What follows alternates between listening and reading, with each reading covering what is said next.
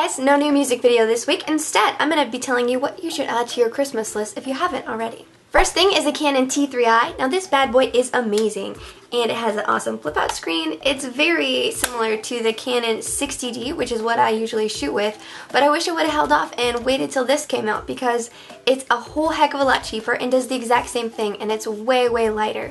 Sometimes my 60D can be a little too heavy for me. I'm a little bit of a weakling, but still. This is an awesome buy and comes with a kit lens too. So now that you have your DSLR, you're probably thinking, I need to get some lenses because the kit lens is okay, but I want to get something cooler. So the first thing I would suggest is this lens that I'm using right now. It's a 14mm wide angle. I'll leave the links in the doobly-doo. It's an off-brand, but it's amazing. And the reviews on it are insane, and this is why I bought it. So a normal lens like this would go anywhere from like $600, $700, but I got this one for around $300. Next lens is this bad boy. It is a 30mm Sigma. Now this is beautiful, and this was the first lens I ever purchased. It has a f-stop of 1.4 and it makes everything in the background super blurry and really nice close-up focused on me. I love this lens. It is a little bit pricey, but if you can save your money towards getting something like this, or if you have a rich grandma that just likes to spoil you, I would suggest asking for this. This lens is amazing and by far my favorite. This lens is a 50mm fantastic plastic. It is amazing. It has f-stop of 1.8 and it's only $100.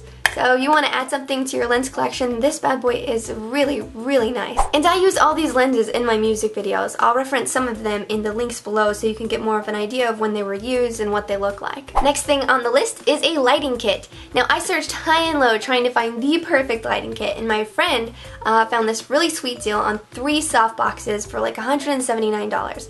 Now that's kind of expensive, but when you start on YouTube, you realize how important lighting is, and soft boxes are brilliant. I'm actually using my lighting kit right now. I only use 2. One right here and one right here, and it gives me a nice even lighting. Now I have the third soft box right here so you can take a look at it. Okay, maybe that was a little too overwhelming and you're like, Megan, no one's gonna get me any of those things on my Christmas list. They are way too expensive. So how can I start off with something maybe a little bit cheaper? The Canon PowerShot is an amazing first camera to have. It shoots in 1080p at 24 frames per second and is just a nifty camera. You can integrate it with DSLR footage if you're shooting at 24 frames per second, and you don't have to worry about resizing anything. It also has the option to play things back in slow-mo while you're watching it from your camera. So that comes in handy in more ways than one.